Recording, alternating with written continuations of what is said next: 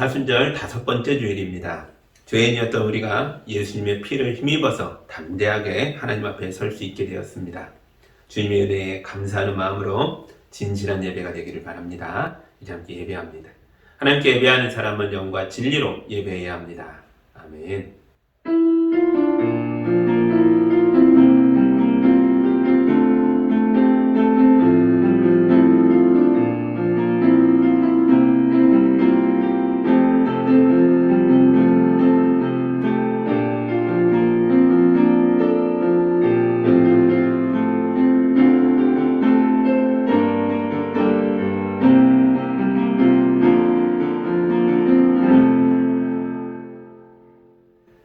사랑의 하나님 아버지, 예수님의 죽음을 통해 성소의 휘장을 찢으시고 우리에게 하나님께 나아가는 길을 열어주셔서 감사합니다. 주님의 자녀들이 주님의 은혜를 사모하며 예배의 자리로 나와 있습니다. 우리의 예배를 기쁘게 받아주시고 우리에게 거룩한 말씀을 들려주셔서 우리 영혼이 봄비에 싹을 틔우는 씨앗처럼 살아나게 하여 주옵소서. 예수님의 이름으로 기도합니다.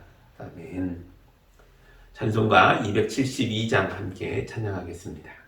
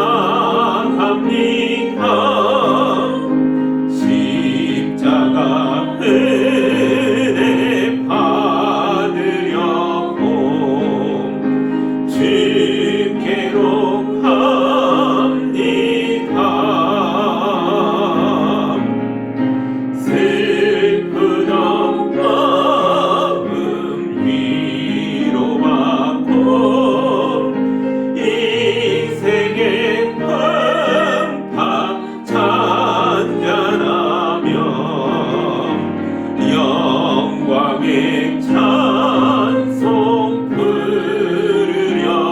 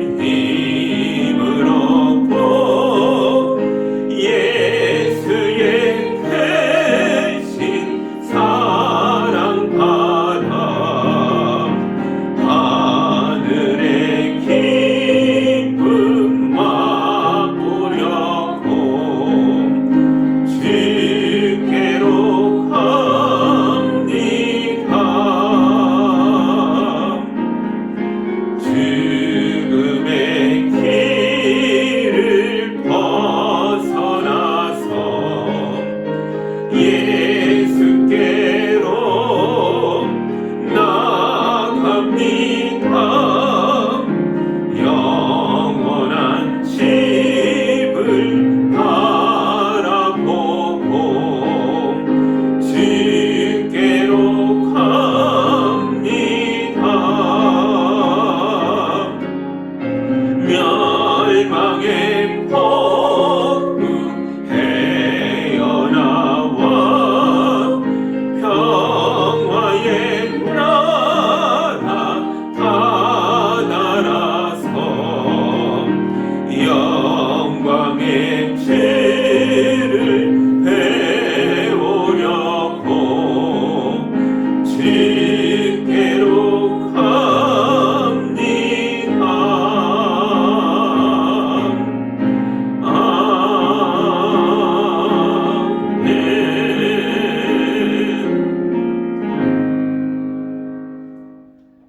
우리 한 주간의 삶을 되돌아보며 거룩한 예배 자료에 나왔으나 주님 앞에 서기에 부끄러운 것들이 있다면 이 시간 다 고백하고 용서받는 기도를 함께 드리겠습니다.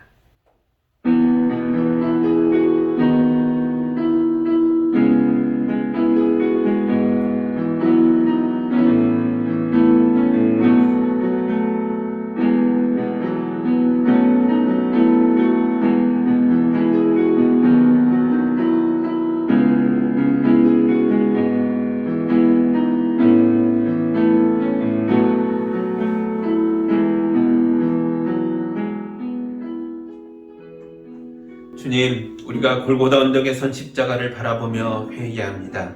주님은 우리를 위해 거대한 십자가를 지셨는데 우리는 내 몫의 작은 십자가를 내팽개쳐 버렸습니다.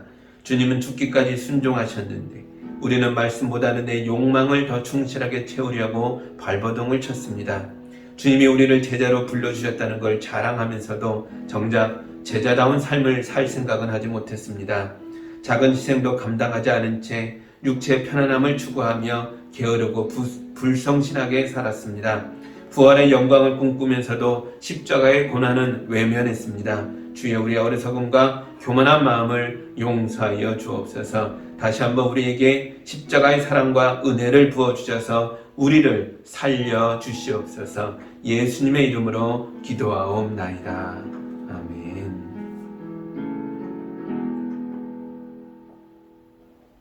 우리 주님이 주시는 치유와 화해의 말씀을 들으시기 바랍니다.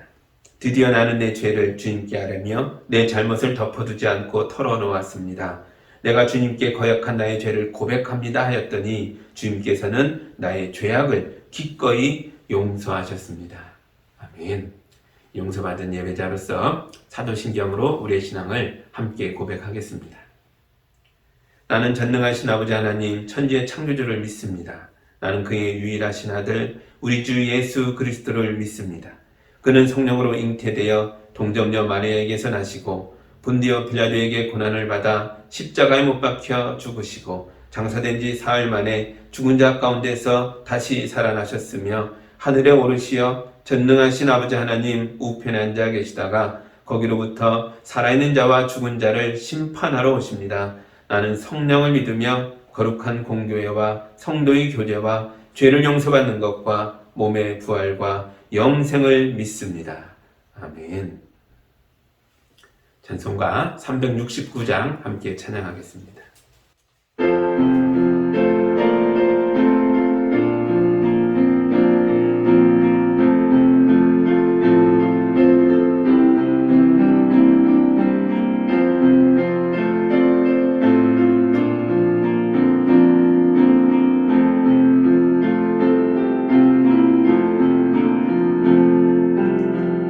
죄진 못하는 이 그 주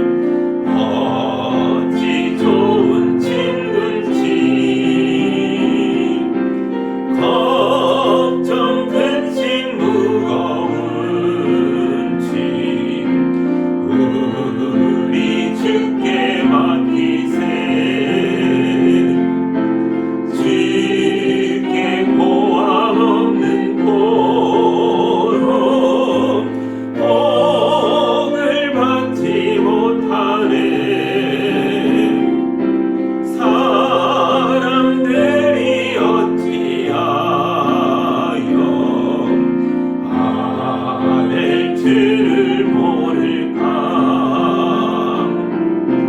시험 걱정 모든 괴로움 없는 사람 누군가. 부질없이 낙심 말고 기도드려 아뢰세.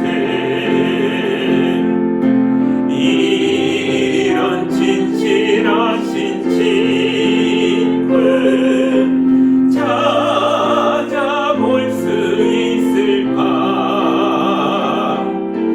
우리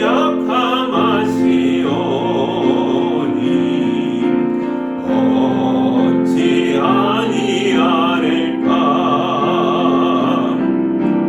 큰 짐 걱정 무거운 짐 아니 진자 누군가.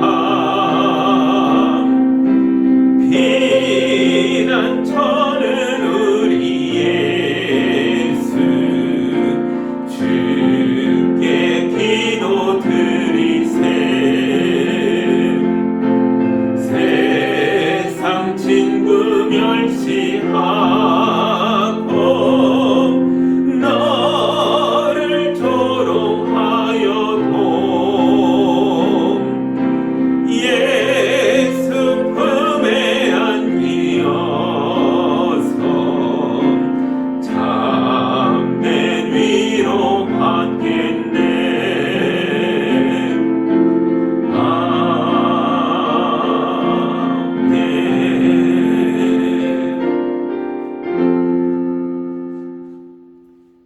우리 함께 기도하겠습니다. 믿음의 권세로 미래의 소망을 주시는 하나님 아버지, 지난 한 주간도 험악한 세상에서 우리를 지켜주시고 성령을 보내셔서 우리를 거룩하게 인도하여 주셔서 감사합니다. 방역당국이 새로운 거리두기를 발표하였습니다. 주여 우리 인류를 불쌍히 여겨 주시옵소서. 이대로 전염병의 사태가 진정되게 하여 주셔서 공포에서 해방되는 날을 맞이하게 하여 주옵소서. 전염병으로 큰 고통을 겪고 있는 와중에도 권력자들은 미얀마에서 쿠데타를 일으켰고 우크라이나에서 전쟁을 일으켰습니다. 인류의 죄악이 극에 달해 평범한 시민들과 연약한 노약자들까지 많이 죽거나 다치고 있습니다. 주여 우리의 양심을 깨워주셔서 세상의 모든 나라들이 힘을 모아 권력자들의 악행을 멈춰 세울 수 있도록 도와주시옵소서. 이 땅의 교회들에게 힘을 주셔서 온 마음과 힘을 다해서 이웃을 위해 기도하게 하여 주시고 우리의 작은 정성을 모아서 고통 속에서 신음하고 있는 우리 이웃을 위로하며 돌보게 하여 주시옵소서. 코로나 기간 동안 작은 교회들이 소리 없이 많이 무너져 내렸습니다. 지금 개척교회 목회자 가정과 성도들이 극심한 어려움에 처해 있습니다. 주여 우리의 눈을 열어주셔서 이웃의 아픔을 보게 하여 주시고 우리에게 이웃의 손을 잡아줄 수 있는 힘을 주시옵소서. 우리를 축복하여 주셔서 땅끝까지 가서 생명을 바쳐 복음을 전하는 성도사님들을 더 많이 후원할 수 있도록 도와주시옵소서. 우리 성도들에게 믿음의 믿음을 더해 주셔서 이 험한 세상에서 무너지는 것이 아니라 더욱더 담대하게 일어나게 해주시고 하나님의 일을 거룩하게 수행하며 가족과 이웃을 돌보는 삶을 살아갈 수 있도록 도와주시옵소서. 우리가 믿음으로 서로를 돌보며 하나님의 나라를 함께 세워갈 수 있도록 우리 교회를 이 땅에 세워진 하나님의 나라가 될 수 있도록 도와주시옵소서. 우리와 함께해 주시며 우리를 사랑으로 인도해 주시는 예수 그리스도의 이름으로 기도하옵나이다. 아멘.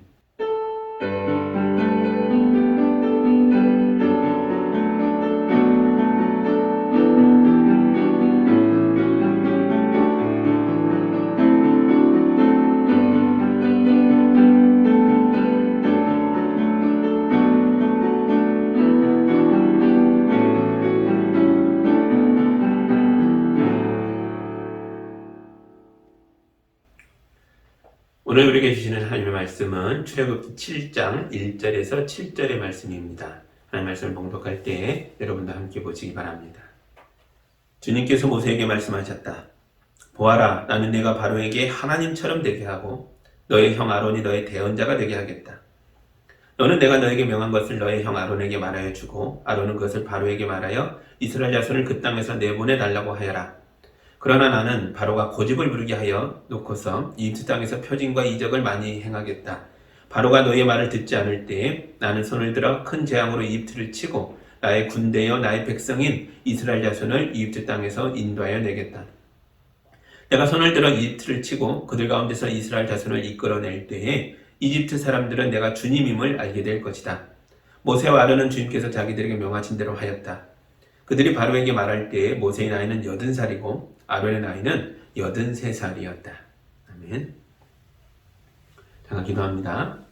사랑의 하나님 아버지, 모세와 아론을 바로 앞에 또 세우고 또 세우셔서 바로가 고집을 아무리 부려도 말씀이 죽지 않고 오히려 더 왕성하게 선포되어 그 땅을 새롭게 하고 하나님의 백성들이 해방되는 역사를 보고 있습니다. 우리에게도 이런 은혜와 능력을 허락하여 주옵소서. 세상이 아무리 험하고 강력한 힘으로 우리를 막아 세운다 할지라도 주의 말씀을 선포함으로 세상을 뚫고 나아가 승리하는 성도들의 삶이 되도록 인도하여 주옵소서. 예수님의 이름으로 기도합니다. 아멘. 지난주에 우리는 이집트의 노예 감독관이 이스라엘 자손의 반장들을 매질하는 것을 보았습니다. 이집트 정부가 이스라엘 자손을 노예로 만들었고 이집트 왕이 반장들을 매질하는 그런 명령을 내린 거죠. 그런데도 이 반장들은 이집트가 아니라 모세를 비난했습니다. 자기는 도와주려고 왔는데 오히려 반장들에게 이런 말을 듣게 됐으니 모세의 마음도 많이 상했겠죠. 그러나 모세는 사람을 비난하지 않았습니다. 대신 그는 자기의 고통과 억울함과 미안함과 이 모든 절실함을 다 하나님께 가서 하나님 앞에서 호소했죠. 그래서 모세는 타락하지 않을 수 있었습니다. 모세가 사람과 다투지 않았기 때문에 그는 하나님의 선한 목적을 계속 유지할 수 있었고 이스라엘 백성의 좋은 지도자로 계속 서 있을 수 있었던 거죠. 그렇다고 해서 모세가 아무 타격도 입지 않았다, 그런 건 아닙니다. 모세는 마음에 심한 상처를 입었고 자신감도 크게 떨어졌습니다. 안 그래도 자신감이 없는데 그 작은 자신감마저 다 부서져 버린 거죠. 그래서 하나님이 바로왕에게 다시 가라 말씀하셨을 때에 모세가 아주 퉁명스럽게 이렇게 대답했습니다. 6장 30절을 제가 읽어드리겠습니다. 그러나 모세는 주님께 이렇게 대답하였다. 보십시오. 저는 입이 둔하여 말을 할 줄 모릅니다. 바로가 어찌 저의 말을 듣겠습니까? 이거 한 번 한 말 아니죠. 여러 번 한 말인데 또 하고 있는 겁니다. 사실 바로도 피와 살로 만들어진 인간일 뿐입니다. 그러나 그냥 인간이 아니라 권력을 가진 인간이죠. 바로는 정치와 군사와 경제와 문화와 종교까지 다 장악하고 있는 그런 절대 권력자였습니다. 그래서 이집트 사람들은 절대 권력을 가진 이 파라오를 신의 형상이다, 신이다 라고 봤던 거죠. 이에 반해 모세는 어떻습니까? 모세는 광야에서 온 양치기입니다. 나이도 많죠. 그의 수중에는 재물도 없고 명예도 없고 권력도 없습니다. 더구나 모세가 스스로 말하듯이 말재주도 없습니다. 사실 모세는 이미 바로를 한번 만났습니다. 그러나 그 결과가 너무 안 좋았죠. 바로는 주눅 들어있고 말재주도 없어 말을 더듬는 모세를 비웃었고 모세를 보내신 하나님도 비웃었습니다. 그리고 이스라엘 백성을 더 혹독하게 중노동으로 다루라고 명령했습니다. 한마디로 모세의 첫 번째 사역은 철저하게 실패한 거죠. 그런데 바로에게 또 가라고 하시니 모세가 고개를 가로저을 수밖에 없는 거죠. 하나님, 바로는 이 땅의 왕이며 이 땅의 신입니다. 그런 사람이 어찌 저의 말을 듣겠습니까? 한 번 실패했잖아요. 근데 또 가라고요? 못 갑니다. 이제 오늘의 말씀입니다. 하나님은 자신감을 잃어버린 모세에게 이렇게 말씀하셨습니다. 7장 1절입니다. 주님께서 모세에게 말씀하셨다. 보아라, 나는 내가 바로에게 하나님처럼 되게 하고 너희 형 아론이 너의 대언자가 되게 하겠다. 아멘. 하나님은 모세를 높여서 바로에게 하나님처럼 되게 하겠다라고 말씀하셨습니다. 파라오는 모든 것을 가지고 있는 반면에 모세는 아무것도 가진 게 없는데 딱 하나, 파라오에게 없는 게 모세에게 있었죠. 그게 바로 하나님의 말씀입니다. 모세가 파라오 앞에 설 때는 하나님의 말씀을 전하는 사명자로 서는 것이지 가난한 양치기로 서는 게 아니라고요. 모세가 말씀의 사명자로 서면 그 자리에 이 말씀을 주신 하나님이 서 있는 것과 마찬가지라는 거죠. 하나님은 모세가 이걸 깨닫게 되기를 원하셨습니다. 여러분, 우리도 이걸 깨달아야 합니다. 세상 사람들은 돈과 명예와 권력을 서로 견주어 보면서 서로 비교해 보면서 서로의 높낮이를 정하려고 합니다. 이게 세상이죠. 그러나 하나님은 그렇지 않으십니다. 하나님은 우리의 믿음을 보십니다. 그래서 하나님의 나라에서는 높은 사람이 낮아지기도 하고 낮은 사람이 높아지기도 하는 것입니다. 세상의 기준으로 볼 때는 저 밑에 있는 사람인 줄 알았더니 하나님 나라에서는 그게 아니었던 거죠. 어마어마한 믿음으로 하나님의 사람이 되어 이 땅에서 하나님의 삶, 하나님 자녀의 삶을 잘 살아낸 위대한 존재였던 거죠. 세상의 기준과 하나님의 기준은 완전히 다릅니다. 여러분, 하나님의 말씀을 믿고 따르며 순종하는 사람이 이 세상에서 제일 높은 사람입니다. 왜냐하면 그는 이 세상의 창조자이며 이 세상의 보존자이며 이 세상의 지배자이며 이 세상의 주인이신 하나님을 가장 많이 닮은 사람이니까요. 하나님 말씀에 순종하며 하나님을 믿음으로 따르는 사람은 하나님의 형상을 가장 많이 가진 존재입니다. 하나님을 가장 많이 닮았으니 가장 위대한 사람인 거죠. 돈이 많으면 좋죠. 그러나 남이 가진 돈을 부러워하지는 마십시오.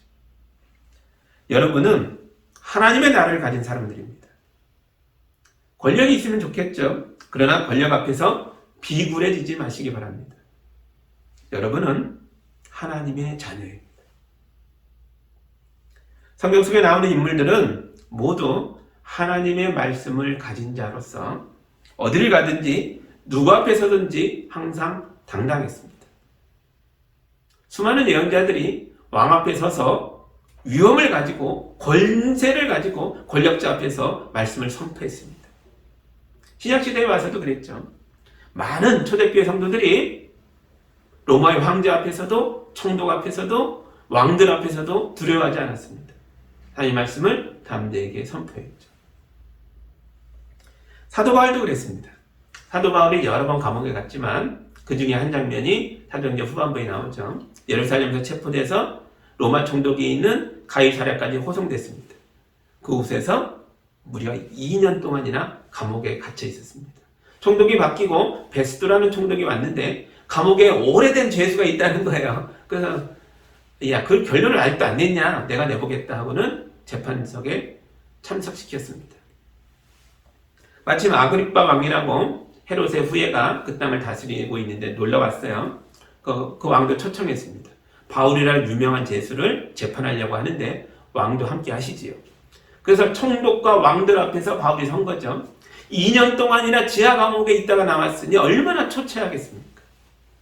더럽고 아주 약해진 그런 모습으로, 초라한 모습으로 바울이 왕들과 총독들 앞에 섰습니다. 그런데 그는 높은 의자에 앉아 내려다보는 총독과 왕들에게 예수 그리스도의 복음을 담대하게 선포합니다.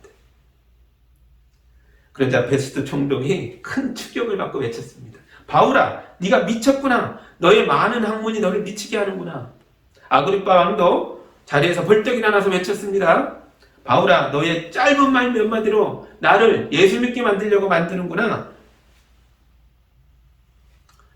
베스도 총독과 아그리빠 왕이 하나님의 말씀을 선포하는 죄수 바울 앞에서 쩔쩔매면서 어쩔 줄 몰라 하며 무릎 꿇은 겁니다. 굴복당한 거죠. 여러분, 모세의 이야기나 바울의 이야기가 남의 이야기로만 흘러가도록 두면 안 됩니다. 나의 이야기로 만들어야죠. 부모가 간절히 기도하며 자녀를 축복할 때에는 그 순간만큼은 부모가 자녀들 앞에 하나님처럼 서 있는 것입니다. 부모가 먼저 이걸 믿어야 합니다. 자녀를 축복할 때 하나님의 권세를 가지고 주님의 이름으로 자녀의 머리에 손을 얹고 축복하시기 바랍니다. 부부도 마찬가지입니다. 부부가 서로를 위하여 축복하며 기도할 때에는 그 순간만큼은 남편은 아내에게 하나님처럼 된 것이고 아내도 남편에게 하나님처럼 된 것입니다. 그러므로 부부끼리도 하나님의 권세를 가지고 서로 손을 얹어 축복하십시오. 이런 마음으로 서로를 사랑하고 존경하고 축복하는 부부가 가장 성경적인 부부일 것입니다. 여러분, 직장에 가셔서도 이런 마음으로 일하시기 바랍니다. 출근하시면 제일 먼저 나의 일터를 축복하는 기도를 하십시오. 내 부서의 사람들과 내게 월급 주는 사장님과 내가 오늘 만나야 하는 모든 사람들을 주님의 이름으로 축복하십시오. 그러면 그분들 모두가 여러분의 기도로 말미암아 복을 받게 될 것입니다. 요셉이 그랬잖아요. 요셉은 형들의 모함에 빠져 노예로 이집트까지 팔려갑니다. 또 이집트의 장군 보디발 집에 노예살이를 하고 있는데요. 하나님이 요셉과 함께 하시자. 요셉이 하나님의 사람이 되자. 보디발의 집이 복을 받았습니다. 요셉이 억울한 누명을 쓰고 감옥까지 갑니다. 그런데도 요셉이 하나님의 사람이었기 때문에 이 감옥의 간수와 심지어 감옥에 함께 갇혀있는 죄수들까지 다 복을 받았습니다. 요셉은 복을 나누어 주는 사람이었습니다. 그래서 마침내 이집트의 총리가 되어 7년 대흉년 속에 이집트와 가나안에 이르기까지 주변 모든 사람들이 굶어 죽던 그 시절에 그들 모두를 구원하는 사람이 되었습니다. 그러나 우리는 이런 사람이 되려고, 하나님의 사람이 되려고 늘 축복의 말을 하고 함께 기도하며 살아가는데도 불구하고 상대방이 이걸 받아주지 않는다면, 인정해주지 않는다면 그럼 어떻게 해야 되죠? 말씀을 선포하고 예수의 이름으로 축복을 빌어주는데도 상대가 너무 악해요. 악하게 나와서 나를 더 억울하게 만듭니다. 그럼 어떻게 해야 합니까? 오늘 말씀에도 그랬죠. 이집트 왕 바로, 이 파라오가 초라한 모세를 비웃었고 모세를 보내신 하나님도 비웃었고 모세가 전하는 하나님의 말씀을 거부합니다. 여러분, 이건 모세의 잘못이 아니라 바로의 잘못이죠. 그러므로 아무 잘못이 없는 모세가 바로에게 비웃음을 산 일을 가지고 마음 상해할 필요가 없습니다. 마음이 상해하면 바로가 상해야 하는 것이고 이 일로 심판을 받아야 한다면 바로가 받아야 하는 거죠. 하나님의 고집을 부리고 불순종하는 바로를 심판하실 것입니다. 3절과 4절 보겠습니다. 그러나 나는 바로가 고집을 부리게 하여 놓고서 이집트 땅에서 표징과 이적을 많이 행하겠다. 바로가 너희의 말을 듣지 않을 때에 나는 손을 들어 큰 재앙으로 이집트를 치고 나의 군대여 나의 백성인 이스라엘 자손을 이집트 땅에서 인도하여 내겠다. 아멘. 하나님이 손을 들어 큰 재앙으로 이집트를 치겠다라고 말씀하셨습니다. 바로가 모세가 전해준 하나님 말씀 앞에서 고집을 부렸기 때문에 우리가 10가지 재앙이라고 부르는 이 놀랍고 무서운 표징과 이적들이 이집트에 임하게 된 것입니다. 물론 문자적으로는 하나님이 바로를 고집부리게 만들었다 이렇게 기록되어 있지만 실제로는 바로가 언제라도 마음을 돌이켜 회개하고 잘못을 깨닫고 말씀을 받아들였다면 상황은 많이 달라졌을 겁니다. 여기서 고집을 부린다고 번역한 말은 아쿠쉐라는 히브리어를 우리 쉬운 말로 옮긴 겁니다. 이 아쿠쉐의 본래 의미는 딱딱하게 굳었다라는 뜻이에요. 바로의 마음이 얼마나 딱딱한지 모세가 선포한 하나님의 말씀이 모조리 튕겨나가 버렸다는 거죠. 주님의 말씀을 전했는데 딱딱한 바로에게 부딪혀서 하나도 들어가지 않는 거죠. 말씀이 심겨야 자랄 수 있는데 바로의 마음이 워낙 딱딱해서 아예 심겨지지를 않는 거죠. 이걸 고집이라고 우리말에서는 번역한 겁니다. 예전에는 강팍하다 이렇게 번역했죠. 같은 의미입니다. 예수님이 딱딱한 마음에 대해서 비유로 말씀하신 적이 있습니다. 어떤 사람이 밭에 씨를 뿌리러 나갔다는 거예요. 그런데 딱딱한 길가에 떨어진 씨는 새들이 와서 쪼아 먹어버렸고, 돌짝밭에 떨어진 씨는 싹이 나긴 했는데 흙이 얕아서 뿌리를 내리지 못해 금방 말라 죽었고, 가시덤불에 떨어진 씨는 잘 자라다가 이 가시덤불에 막혀서 더 이상 성장하지 못했고, 마지막으로 좋은 땅에 떨어진 씨가 있는데 이 부드럽고 잘 갈려있는 이 좋은 땅에 떨어진 씨는 잘 자라서 무려 100배, 60배, 30배의 열매를 거두었다라고 예수님이 말씀하셨습니다. 이 말을 듣고 제자들이 와서 주님 이게 무슨 뜻인가요? 좀 설명을 해주십시오 라고 부탁을 합니다. 그때 예수님이 설명을 이렇게 하셨어요. 씨는 하나님의 말씀이다. 누구든지 이 말씀을 듣고 마음으로 받아 깨달으면 그 사람은 100배, 60배, 30배의 결실을 하며 하나님이 주시는 은혜를 풍성하게 누리게 될 것이다. 그러나 마음이 딱딱하게 굳은 사람들, 그들은 말씀을 모조리 튕겨내기 때문에 말씀이 심겨지지 않아서 사탄이 와서, 새들이 와서 쪼아 먹어버리는 것이다. 이렇게 말씀하셨습니다. 여러분, 딱딱한 마음, 고집이죠. 이런 고집은 재앙을 부르는 고집입니다. 바로의 마음이 너무 딱딱해서 하나님의 말씀을 모조리 튕겨내며 거절했기 때문에 이집트의 온갖 재앙이 임하고 또 임하게 된 것입니다. 이제 7장부터 시작해서 12장에 이르기까지 무려 5장에 걸쳐서 10가지 재앙이 등장하게 되는데요. 이 무서운 재앙들이 그냥 아무렇게나 마구 온 게 아니죠. 나름대로의 순서가 있었습니다. 먼저 모세가 와서 하나님의 말씀을 전하면 바로가 고집을 부리며 그 말씀을 튕겨냅니다. 그러면 재앙이 임했습니다. 이걸 무려 10번을 반복했다고요. 이게 고집입니다. 예전에 어떤 분들이 묻더라고요. 하나님은 그냥 한 번에 다 쓸어버리시지 뭐하러 10가지 재앙을 차례차례 내리게 했냐는 거예요. 그러게요. 하나님이 한 번에 해결할 일을 왜 이렇게까지 많은 재앙들을 통해 번거롭게 하고 계시나요? 우리가 10가지 재앙을 하나하나 들여다보면요, 뭔가 느껴지는 것들이 있습니다.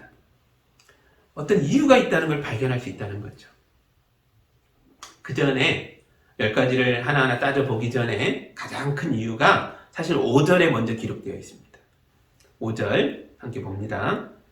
내가 손을 들어 이집트를 치고 그들 가운데서 이스라엘 자손을 이끌어낼 때에 이집트 사람들은 내가 주님임을 알게 될 것이다. 아멘. 이 주님이라는 단어는 원래 여호와라고 써있죠. 모세가 바로에게 가서 여호와 하나님이 우리에게 오셨습니다. 우리로 하여금 자유 백성이 되게 하려고 하신다 말씀하십니다. 우리 하나님께 예배해야겠습니다. 라고 먼저 말했었죠. 그때 바로가 그랬다. 여호와가 누구냐? 난 모르겠다. 헛소리 하지 마라. 그랬죠. 하나님께서 재앙을 통해 내가 하나님임을 알려주겠다. 이 대답입니다. 하나님의 대답입니다. 재앙은 누가 하나님인지를 말씀해주는 하나님의 대답입니다. 모세가 바로 앞에 섰다 비웃음을 당했죠. 하나님도 비웃음을 당했습니다. 그것에 대해서 하나님께서 대답하고 계십니다. 여러분, 때로는 우리도 하나님을 비웃는 사람을 만나게 될 때가 있죠. 때로는 예전에 내가 하나님을 비웃는 사람이었을 수도 있습니다. 하나님께서 우리에게 대답하실 것입니다. 누가 참 하나님인지 말씀하실 것입니다. 재앙은 온갖 우상 숭배에 빠져 살던 이집트 사람들에게 참 하나님을 알려주는 과정이었습니다. 이들이 한 번으로 알지 못해서 반복해서 계속해서 연속적으로 알려줄 수밖에 없었던 거죠. 이스라엘 백성도 마찬가지예요. 그들도 이집트에서 400여 년 동안 노예로 살면서 하나님에 대해서 새카맣게 잊어먹고 살았습니다. 그래서 모세가 우리의 조상 하나님이 나에게 오셨고 말씀하셨고 나를 보내셨습니다 했지만 그들이 이해를 못했죠. 그래서 이스라엘 백성도 이 재앙들을 보며 참 하나님이 누구인지를 다시 배워야 했던 거죠. 여러분 인생에 어떤 고난이 있다면 그 고난 속에 의미들이 있음을 깨달으시기 바랍니다. 우리로 하여금 하나님을 제대로 발견하도록 그 고난이 인도해 줄 것입니다. 물론 고집을 부리지 않아요. 10가지 재앙을 또 가만히 들여다보면 이 10가지 재앙이 모두 이집트의 종교와 이집트의 신들과 연관이 있다라고 말할 수 있습니다. 이것에 대해서 많은 학자들이 첫 번째 재앙은 무슨 신이요, 두 번째 재앙은 무슨 신이요 막 밝혀놓은 게 많습니다. 이집트 사람들이 믿고 의지하는 것들이 10가지 재앙 속에서 하나하나 부서지고 깨지고 허무하게 먼지처럼 무너져 내린 거죠. 그리고 하나님만 남게 되었습니다. 여러분, 이집트의 종교는 정말 특이합니다. 만물에 신들이 깃들어 있다라는 이 원시신앙이, 원시적인 종교 형태가 수천 년 동안 거의 변하지 않은 채 계속 유지됐습니다. 이런 문명이 거의 없는데요. 오직 이집트 문명이 그랬습니다.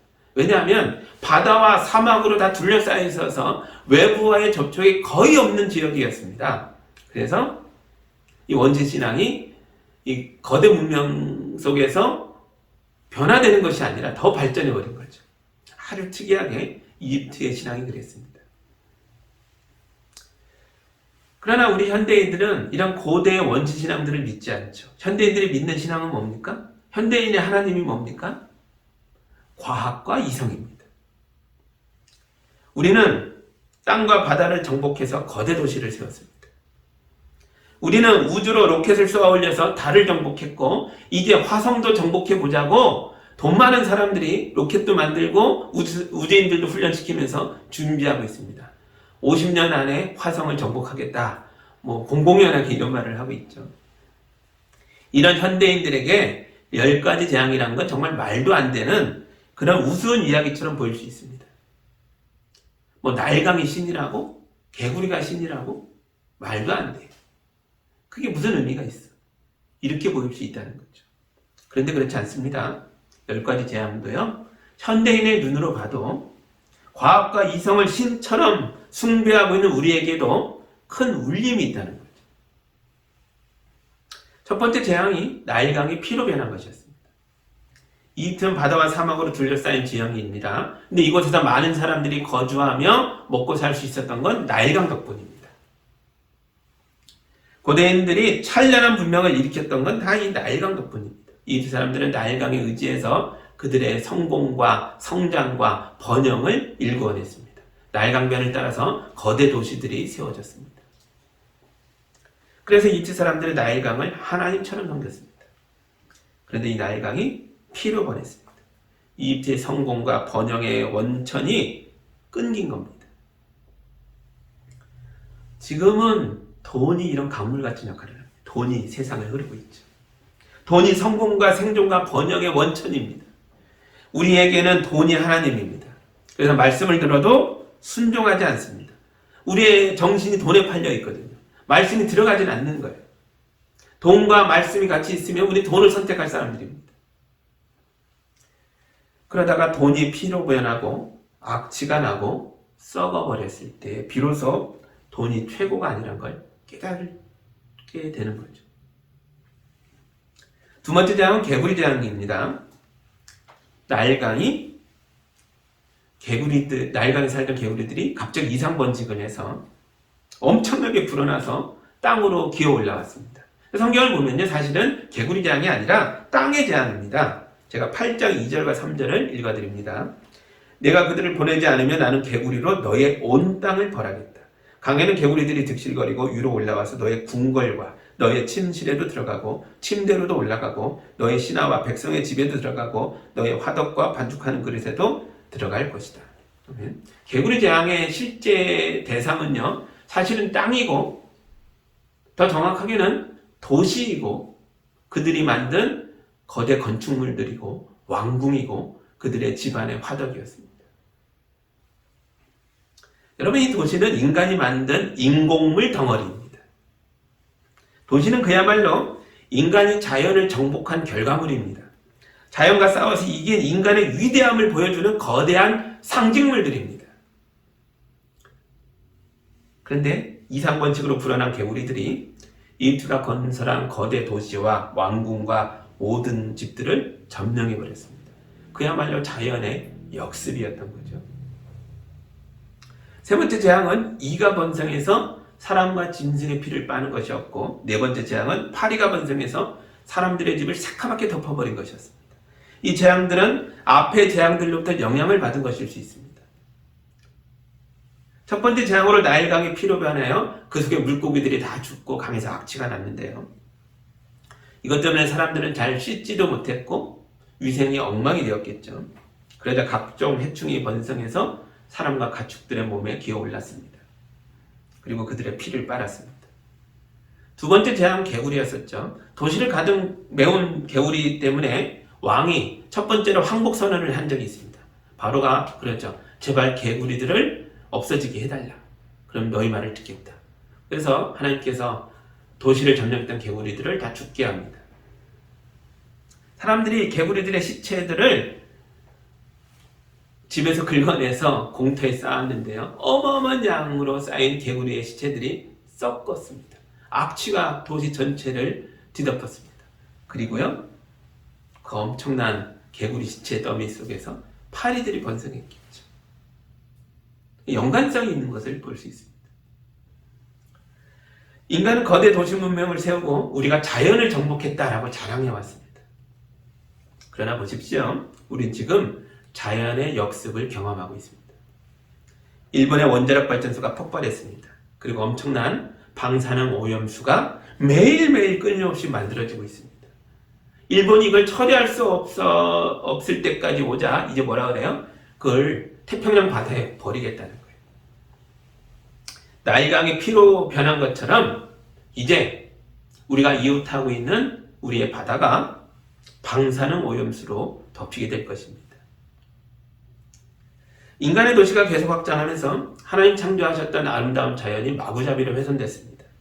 우리가 살고 있는 도시의 땅 밑에는 인간이 만들어낸 온갖 더러운 쓰레기들이 하수구를 타고 흘러다니고 있습니다. 뭐가 있는지 우리는 모르죠. 안 보니까요. 영국에서 하수구에 찌꺼기들을 퍼올려서 무슨 성분인가 연구해봤습니다. 인간이 만든 온갖 화학 성분들이 가득 차 있었고요. 심지어 거기에다가 온갖 마약들과 향정신성 의약품들이 엄청난 양으로 나왔습니다. 이게 앞으로 다른 생물들에게 어떤 영향을 줄지 우리는 모릅니다. 확실한 건 우리 인간이 우리 눈에 보이지 않는 영역까지 아주 심각하게 오염시켜 버렸다는 거죠. 다섯 번째 재앙은 가축전염병이었습니다. 여섯 번째 재앙은 가축과 인간 모두에게 악성 종기가 나는 인수 공통 전염병이었습니다. 일곱 번째 재앙은 우박이 내려 모든 농산물이 다 망가졌습니다. 여덟 번째 재앙은 메뚜기 떼가 와서 우박에 살아남은 일부 남은 것들과 들판의 푸른 풀까지 다 먹어치워버렸습니다. 아무것도 남은 게 없게 된 거죠. 이 재앙들도 모두 고대 이집트 신앙과 관련이 있습니다. 그러나 현대인들에게도 마찬가지로 우리의 폐부를 깊이 찌르는 말씀이기도 합니다. 광우병도 그렇고 구제역도 그렇고 아프리카 열병도 그렇습니다. 이런 가축전염병이 어디서 왔습니까? 이미 자연에 있던 거지만 갑자기 왜 우리에게 이런 고통을 줍니까? 왜냐하면 인간이 만든 축산산업 때문입니다. 우리는 가축들을 길들였을 뿐만 아니라 그들을 산업화해버렸습니다. 그래서 닭을 마당에서 기르는 게 아니라 거대한 양계장에서 닭장 안에 몸도 움직이지 못한 곳에 집어넣고 기르고 있어서 전염병이 돌면 싸그리 죽는 거죠. 돼지를 키워도 소를 키워도 우리는 그렇게 키웠습니다. 이게 인간의 지혜입니다. 잔인하죠. 그래서 아프리카 열병, 구제형이, 조류독감이니 이런 것이 유행할 때마다 속수무책으로 짐승들이 죽어나가는 것입니다. 그리고 이제 코로나 바이러스, 인수 공통 전염병이 우리를 덮쳤습니다. 이 10가지 재앙이 수천 년 전의 이야기가 아니라 우리 현실의 이야기가 되고 있습니다. 앞으로 또 어떤 강력한 전염병이 퍼지게 될지 이제 아무도 모르게 됐습니다. 이 정도 했으면 바로가 고집을 꺾어야죠.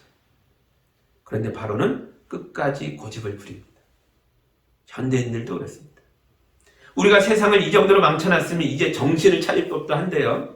우리는 아직 그렇게 하지 못하고 있습니다. 이제 기후위기가 현실로 다가왔습니다. 우리가 알던 과거의 그런 사계절이요 이제 없습니다. 매일매일 날씨가 망가지고 있죠. 태풍이 아무 때나 오고 한 번 오면 엄청난 위력으로 옵니다. 겨울에 따뜻한 날이 반복되면서 놀랍게도 꿀벌들이 사라졌습니다. 벌써 우리나라에서는 7천만 마리인가요? 어마어마한 양의 꿀벌들이 사라졌습니다.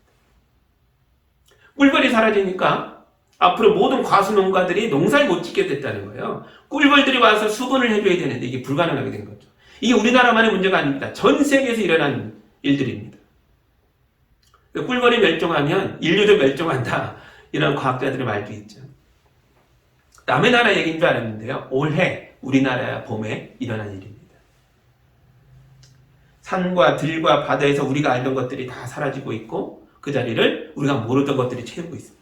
그야말로 자연의 역습입니다. 그런데도 우리는 회개하지 않고 지금도 높은 아파트를 세우려고 혈안이 되어 있습니다. 고집이 재앙을 불러오고 있는 겁니다. 크게 보면 그렇고요. 작게 봐도 내 인생만 봐도 하나님의 말씀이 들려지고 있는데도 내가 고집을 피워서 고집스럽게 죄악의 길로 멸망의 길로 걸어가고 있는 건 아닌지 우리 자신을 돌아볼 수 있어야 합니다. 고대 이집트나 우리 현대인이나 너무 비슷합니다.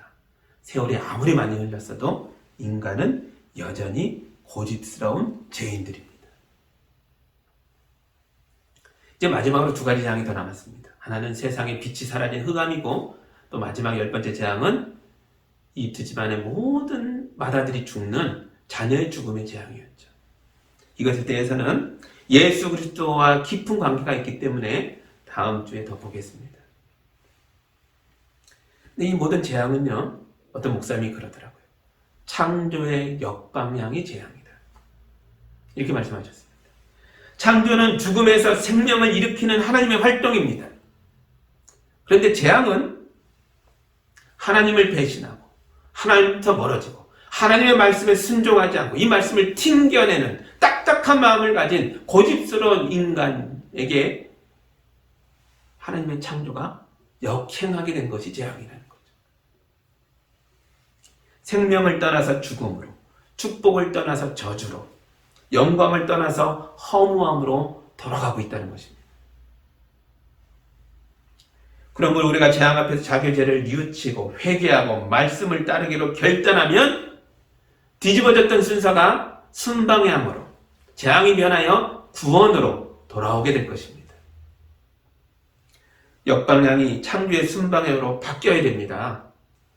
그러니까 여러분, 삶의 어려움 앞에서 좌절하지 마십시오. 이 어려움이 우리를 하나님 앞에 데려다 놓을 것입니다. 이 어려움이 우리를 겸손하게 만들어서 하나님의 말씀에 귀를 기울일 수 있게 도와줄 것입니다. 이제 우리가 말씀에 순종하면 재앙이 변하여 은혜가 되고, 죽음이 변하여 생명이 되고, 저주가 변하여 축복이 될 줄 믿습니다. 아멘. 주님의 말씀을 들었습니다. 이 말씀에 아멘 하시고 말씀을 따라 예수의 길을 따라가는 주님의 사람으로 서시기 바랍니다. 주님의 은혜가, 창조의 생명이 여러분과 함께 하기를 주님의 이름으로 축복합니다. 아멘. 기도합니다. 사랑의 하나님 아버지, 감사합니다. 바로가 고집을 부림으로 한 번으로도 충분했을 재앙이 무려 10번이나 이집트를 강타하고 그들을 주저앉혔습니다. 주님, 우리는 이런 고집이 혹시 내 안에 있지는 않은가 돌아보게 하여 주시고, 주의 말씀 앞에 우리 고집을 내려놓고 부드러운 마음으로 주의 말씀을 받을 수 있도록 인도하여 주옵소서. 이 말씀 우리 안에 심겨서 30배, 60배, 100배로 풍성한 결실하여 생명의 삶을 살아가도록 인도하여 주옵소서. 하나님의 말씀을 가진 자가 되어 세상에 우리를 억압하는 그 모든 사람들 앞에서 하나님처럼 서게 하여 주옵소서. 우리가 말씀을 선포할 때에 우리 가정과 우리 이웃도 우리처럼 살아나게 하여 주옵소서. 예수님의 이름으로 기도합니다. 아멘.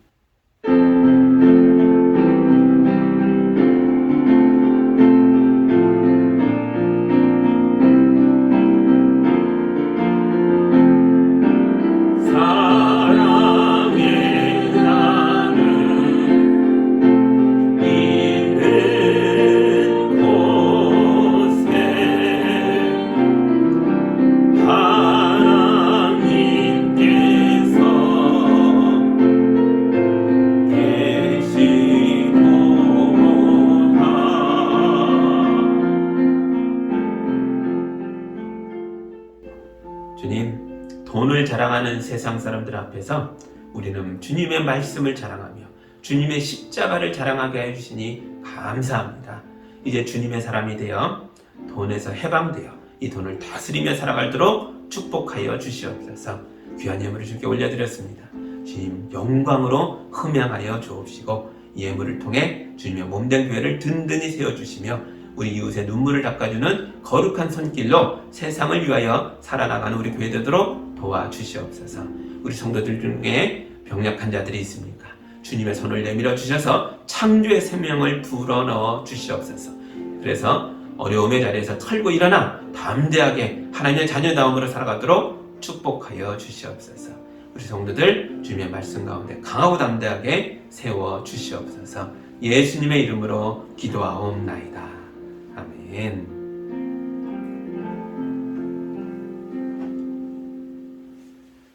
할렐루야. 이제 종려주일과 부활주일이 우리에게 다가오고 있습니다. 어둠이 깊을수록 주님의 빛이 더 가까이 우리에게 온 줄 믿습니다. 우리가 믿음으로 또 기도하면서 경건하게 사순절 기간을 잘 보내갈 때에 부활의 생명이 우리 자신과 우리 가정에 임하게 될 줄 믿습니다. 아멘. 우리 마지막 찬양 힘있게 부르고 또 한 주간의 삶으로 달려나가겠습니다.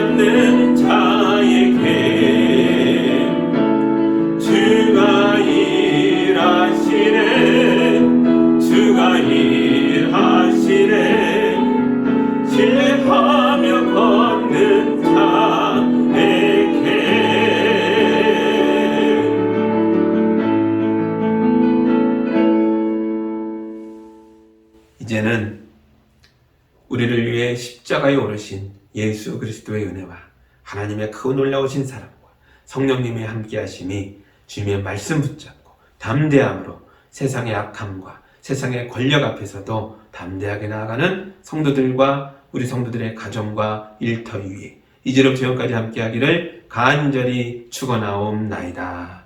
아멘.